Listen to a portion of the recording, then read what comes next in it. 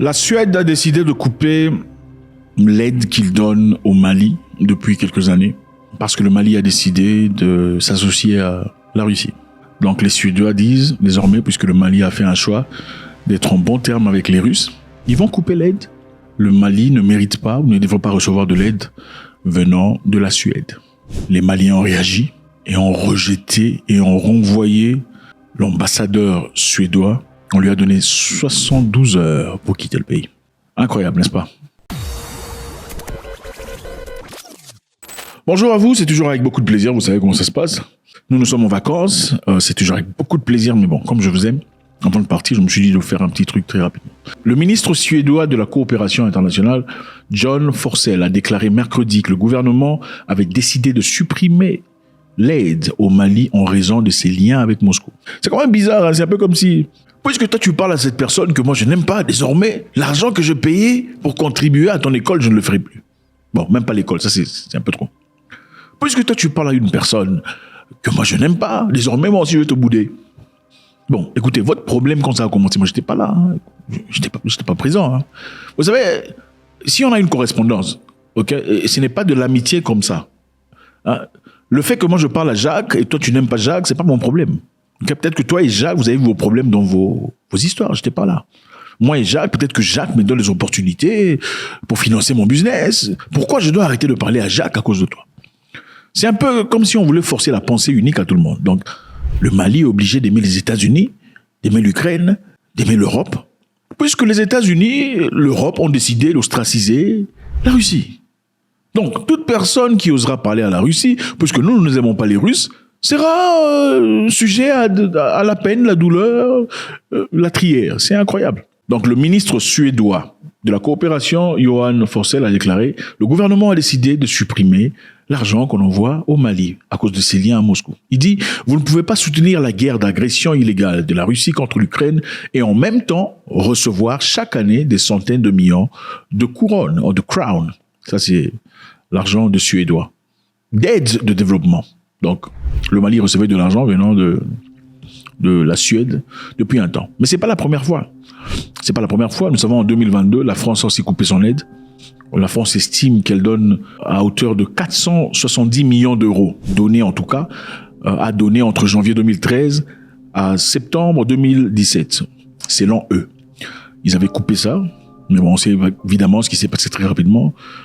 C'était parce que le Mali coopérait avec la Russie. Ce n'était pas parce que le Mali a fait quoi que ce soit, c'est parce que le Mali avait décidé de coopérer avec la Russie, donc les Français ont coupé. C'est un peu ça. Alors, les Maliens ont réagi disant « Ok, monsieur, prenez vos clics et vos claques, 70 heures. Quittez le pays. » Bravo ou quoi? Je pense que c'est ça. Je pense qu'il faut savoir bravo encore. Je pense qu'il faut savoir se faire respecter. C'est très important. Vous coupez votre aide, alors dans ce cas, prenez vos clics et vos claques, taillez-vous. Puisqu'il n'y a plus rien à faire ici. C'est clair. L'aide qu'on donne aux Africains, c'est généralement pour savoir vous contrôler. Ok, on vous donne l'aide, vous faites les choses comme on veut. Si vous ne faites pas les choses comme on veut, on coupe l'aide. Est-ce que c'est vraiment une aide? Point d'interrogation. Puisque l'aide est conditionnée. C'est un peu comme en Ouganda. Aussitôt que l'Ouganda a fait un choix de ne plus accepter les mariages entre papa et créer une loi légitime par rapport à ça, on a coupé l'aide. Et quelle était l'aide que l'Ouganda recevait? L'Ouganda recevait des centaines de millions de dollars, à peu près 300 millions de dollars, venant des États-Unis d'Amérique pour aider les gens atteints du VIH. Et qu'est-ce qu'ils ont dit? Puisque vous avez refusé d'accepter les papas dans votre pays, on va couper l'argent, couper l'aide qu'on envoyait à ces personnes atteintes du VIH. La question qui se pose, c'est l'aide était vraiment pour les personnes du VIH ou pour autre chose? Ou pour manœuvrer vos décisions? Il faut se le dire, les gens atteints de VIH, qu'est-ce qu'ils ont dans cette histoire? Ils n'ont aucune décision à prendre. Ce n'est pas eux qui votent les lois. Si c'était vraiment de l'aide dans l'objectif d'aider ces personnes, pourquoi vous l'arrêterez? Parce que une certaine dame dans le Parlement a décidé de signer une loi que vous n'aimez pas. Dans d'autres termes, on peut dire que vous faites les choses comme on veut, on vous donne de l'argent, vous n'en faites pas en coupe. L'Ouganda aujourd'hui ne peut plus partir à la Banque mondiale ou à l'FMI pour demander de l'aide. Parce qu'ils ont voté une loi qui a été votée par les Ougandais pour les Ougandais. Maintenant, pouvons-nous dire que nous sommes des pays libres qui décident de leur liberté et de leur vie eux-mêmes? Eh bien voilà, félicitations au Mali. Je pense qu'à un certain moment, il faut savoir avoir de l'honneur. L'honneur est très important. Et malheureusement, beaucoup de personnes en Afrique n'ont pas le sens d'honneur. Beaucoup de personnes en Afrique francophone surtout, vous allez remarquer, n'ont pas le sens de l'honneur. Il y a un prix pour tout. Vous donnez assez d'argent, en tout cas selon leur attente, ils changent de casaque, changent de direction. L'honneur, c'est ce qui te dit, je n'accepterai pas que tu me diriges parce que tu me donnes de l'argent. L'honneur, c'est ça. Je ne tolérerai pas la bêtise parce que tu me donnes 400 millions de dollars. Prends ton argent, va avec. Combien de gens sont capables de faire ça? Combien de gens sont capables de faire ça? Vous savez, l'Afrique francophone a subi des dégâts énormes en termes de psychologie, de mental. Il y a des choses qu'on ne trouve qu'en Afrique francophone. En Afrique francophone, par exemple, vous verrez, beaucoup de gens sont incapables de parler leur langue maternelle. Nombreux ne parlent pas leur langue maternelle, mais sont experts en correction en français. Extraordinaire. Et généralement, en Afrique francophone, il y a la langue qu'on parle dans les grandes villes. Et il y a les langues maternelles. Il y a la langue des grandes villes que tout le monde parle, ethnie confondue, et les langues maternelles. Les langues qu'on parle dans les grandes villes, pour la plupart, les gens en parlent peut-être à 40% de la langue, et 60% ce sont des mots en français. Donc il y a vraiment, très rarement, vous voyez des gens qui parlent leur langue du début à la fin. C'est la langue du pays. C'est, pour l'Afrique francophone, 60% français, 40% la langue maternelle. Et beaucoup n'ont jamais été dans le village de leur père. Mais ils sont là à vous corriger en français, vous voyez. C'est ça. Les colons français ont fait un travail extraordinaire. Aujourd'hui, je suis obligé de vous parler en français. Pourquoi? Parce qu'il y a beaucoup de gens qui sont bêtes ici, ils ne comprennent pas. Oh, pourquoi tu ne parles pas ta langue maternelle? Si je parlais le Tsonga, vous ne comprenez pas. Si je parlais Sepedi, vous ne comprenez pas. Okay. Je suis en train de vous parler dans une langue que vous connaissez, pour vous interpeller. Oh, pourquoi tu ne parles pas dans ta langue maternelle? Moi, je parle ma langue maternelle très bien. Mes langues maternelles très bien.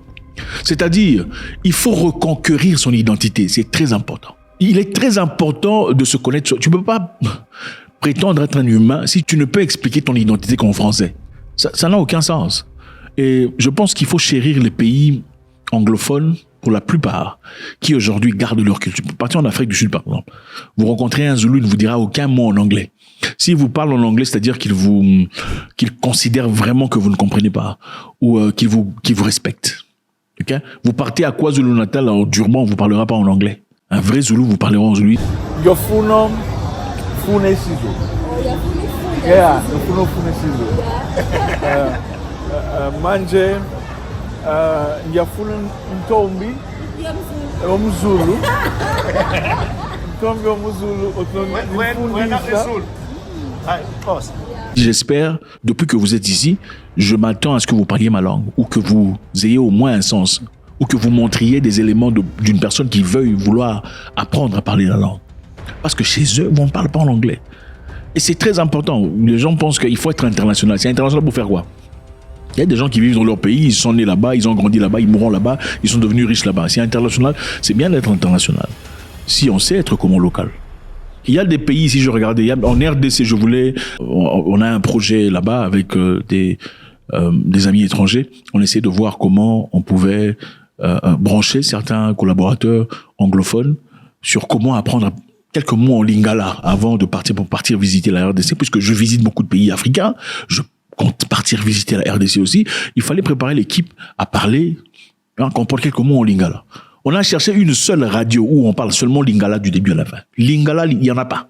Bon, vous voyez, c'est incroyable. En fait, on a l'impression que même ceux qui parlent lingala, c'est un lingala francisé, accent français. Et quand tu parles un lingala, accent français, ça donne genre tu es intellectuel, tu es intelligent. Si tu parles la langue locale, c'est difficile. Cherchez un Congolais qui parle bien lingala. Vous n'en trouverez peut-être pas. Cherchez un Congolais qui parle, je parle des RDC, parce qu'il y a le Congo-Brazzaville.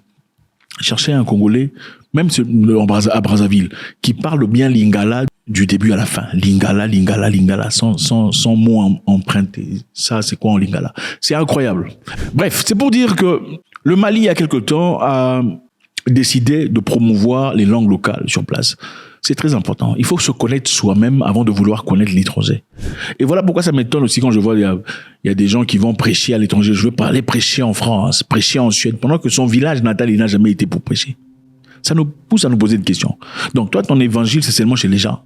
Mais dans la tribu de ton père. D'ailleurs, même les tribus sont des inventions. Les tribus, les pays sont des inventions des Blancs. Avant 1985, ça n'existait pas. Il n'y avait pas de pays. Pays est un concept blanc. Quel est votre clan? Vous êtes de quel clan? Quel est votre clan? Quelle est l'histoire de votre clan? C'est ça votre vraie identité. Parce que la réalité, remarquez, vous verrez, certains clans sont dans deux pays. Deux pays, mais un clan. Parce que les pays sont des inventions des Blancs. Bref, retournons dans notre histoire. Le Mali, aujourd'hui, promeut l'utilisation, la pratique de la langue locale pour promouvoir les traditions, la nature, la culture, son origine. C'est ça.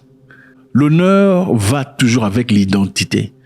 Un sens fort d'identité. Vous n'êtes pas votre pays. Vous n'êtes pas votre nationalité.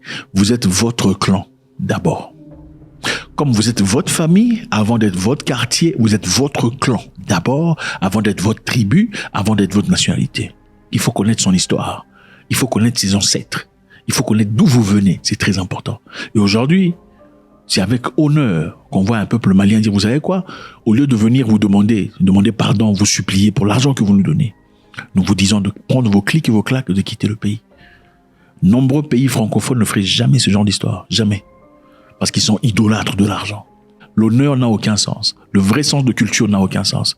Une personne nimbée d'honneur et de culture accepterait de mourir que de vivre à genoux. Voilà pourquoi vous verrez certains peuples n'acceptent jamais qu'on les humilie. Jamais de la vie. Aucun montant n'est assez pour les voir humiliés.